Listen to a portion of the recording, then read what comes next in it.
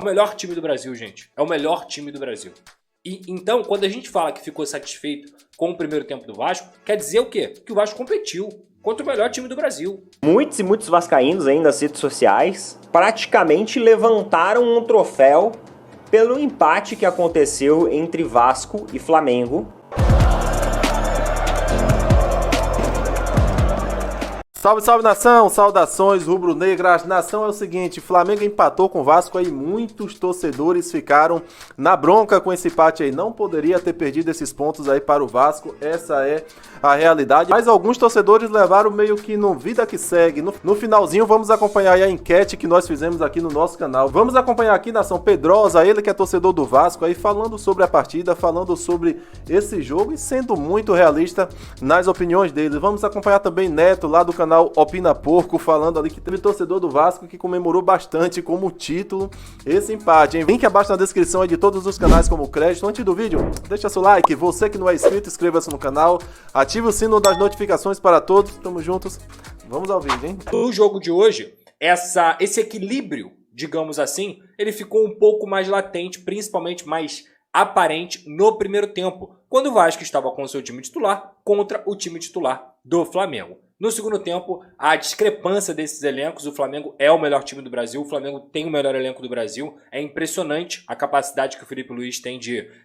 mexer no seu banco, o nível de substituição, ainda mais com o Vasco, sem Adson, sem Tietê, sem Payet e sem Lemos também, perdeu um pouco desse banco de reservas que o Vasco nessa temporada até tem, mesmo no nível menor, mas tem. De fato, a gente não pode, repito, comemorar o empate. A gente não pode comemorar que o Vasco saiu do Maracanã apenas com um ponto. Mas eu acho que tem que sim valorizar diante de todo o histórico, diante de toda a entrega que esse time teve. O Flamengo também é uma equipe que constrói muito por dentro. Essas tabelas rápidas, Arrascaeta, Bruno Henrique, sobe um pouco Dela Cruz, o Gerson sempre aparecendo também. Essa construção por dentro do Flamengo, só pegar o jogo contra o Juventude, ela é muito bem feita também. É o melhor time do Brasil, gente. É o melhor time do Brasil.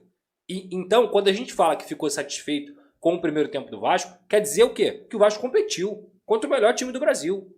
Fato, indiscutível. Com maior folha, com os melhores jogadores, com jogadores de seleção, uruguaia, chilena, brasileira.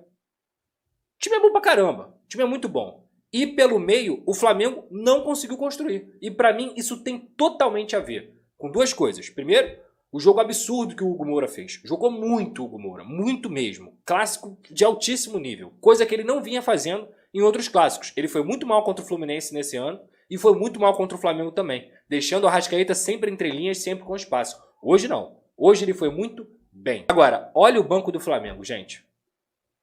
Olha o banco do Flamengo.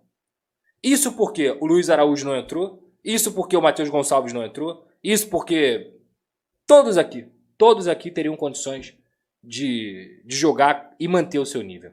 É Guilherme Varela, que eu acho até um lateral bom e ponto, mas é lateral de seleção uruguaia. O Pedro dispensa comentários. O Everton Cebolinha dispensa comentários. O Alan tem voltado a jogar o futebol dele nessa temporada, apesar de ter feito um 2024 muito ruim. E esse rapaz aqui, eu não sei como é que ele não foi titular, tá? Porque esse rapaz aqui é perigosíssimo. Perigosíssimo. Jogador de seleção equatoriana, Gonzalo Plata.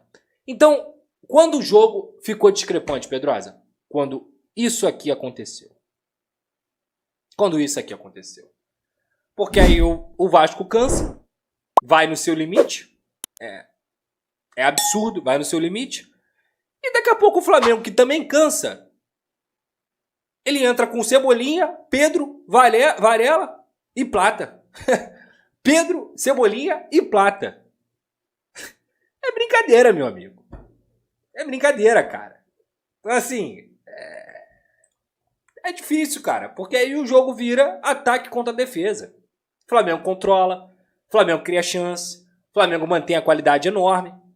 E meus amigos, os torcedores vascaínos, eles comemoraram o resultado de ontem. Muitos e muitos vascaínos aí nas redes sociais, cara, praticamente levantaram um troféu pelo empate que aconteceu entre Vasco e Flamengo, valendo pelo Campeonato Brasileiro. Na verdade, o jogo ele meio que aconteceu da maneira como eu esperava. O Flamengo tomando a maior parte das decisões, mantendo a maior parte considerável da posse de bola, tendo mais chutes a gol, tendo mais tentativas de conversão. E o Vasco, mais naquela espreita, né? Vamos fazer aquela linha de 5 na defesa, se recuar inteiro atrás, ficar no nosso campo e vamos aproveitar o contra-ataque. Apostar de repente em uma bola de média distância, como aconteceu inclusive com bola na trave, com boas defesas do Rossi, e também apostar no cruzamento e no cabeceio do Verratti quando der. Foi basicamente assim que o Vasco jogou. Essa era a estratégia do Vasco, claramente a estratégia do Vasco. Em nenhum momento o Vasco quis, assim, sabe, propor jogo contra o Flamengo. Tanto quando você pega os números, eu sei que número nem sempre reflete o jogo, mas em alguns momentos ele ajuda a gente a ter uma ilustração disso e uma confirmação daquilo que estamos falando. Então, ó, 17 chutes do Flamengo contra 6 do Vasco, sendo 7 deles a gol, contra 1 a gol do Vasco. Posse de bola, 65% do Flamengo, 35% do Vasco. E aí quando você pega os passes, a precisão de passes, é tudo assim, maior para o Flamengo. 11 escanteios para o Flamengo, 2 escanteios para o Vasco.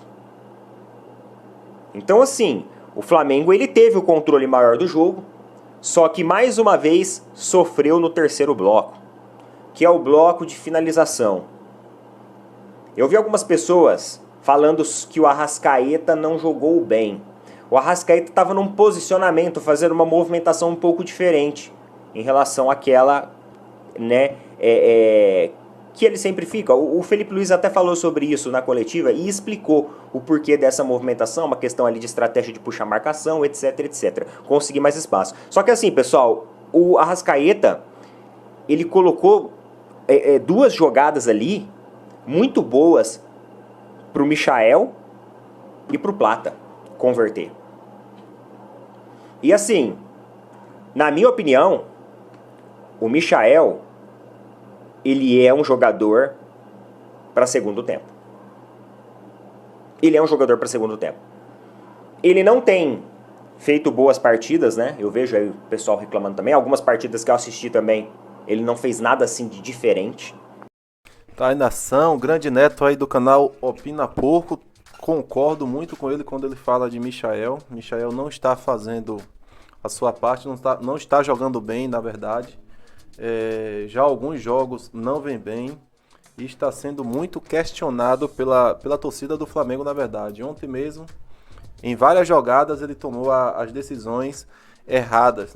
Perdeu um gol cara a cara, uma bola na direita dele, bateu meio fraco, sei lá, cara.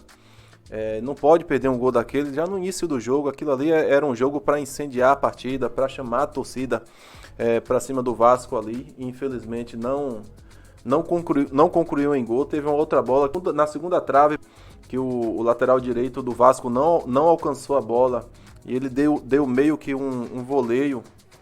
Mais uma decisão errada. Deveria muito bem dominar a bola, tentar tocar para algum colega que estava melhor posicionado ali, ou até mesmo chutar no gol também. Eu acho que o Michael está mal, não está merecendo a titularidade como o Felipe Luiz vem dando para ele, na minha opinião. Eu fiz uma enquete lá no canal só para a gente fechar nosso vídeo aqui. Fiz uma pergunta simples lá para os nossos inscritos aí da Urubuflá. Lá, nação, o Flamengo mais uma vez peca nas finalizações. Esse empate com o Vasco, na sua opinião, aí eu coloquei aqui 2 opções. Teve gosto de derrota e a outra opção é normal, isso é clássico. 74% o pessoal escolheu aí teve gosto de derrota e 26% o pessoal escolheu que isso é normal, isso é clássico. Claro que a torcida ficou na bronca, né? 5.700 votos. A torcida ficou na bronca. Também temos aqui alguns comentários. Tivemos aí o Arthur. Vasco teve muita questão de parar o jogo. Incrível. Também tivemos aí o Aldo. É uma vergonha empatar com esse timinho do Vasco. Para mim não tem justificativa. Cara, eu também fiquei na bronca, hein? Achei um empate com gosto de derrota mesmo. Tivemos também aí o Adrian Ferraz, não achei ruim. O goleiro do Vasco pegou muito, realmente pegou muito, só que não pode, nação, não pode perder pontos para o Vasco, com todo respeito ao Vasco. Campeonato Brasileiro é um campeonato muito difícil, você tem que abrir frente, você tem que fazer aquela gordura para quando chegar realmente os jogos mais duros, mais difíceis, aqueles que vão concorrer ao título, por exemplo, o Palmeiras, o Fluminense que está ajeitando a casa aí com Renato Gaúcho, pode sim brigar pelo título do Campeonato Brasileiro. O Internacional também, a gente vai pegar ele agora lá no Beira-Rio, é um jogo muito difícil, então tem que estar com a gordura, tem que estar com, sei lá, 9, 10 pontos de frente ali na liderança para ir mais tranquilo para esses jogos mais difíceis. Nação, deixe seu comentário abaixo aí, é muito importante aqui para o nosso canal. Muito obrigado você que chegou até aqui, muito obrigado pela moral, tamo juntos, saudações rubro-negras.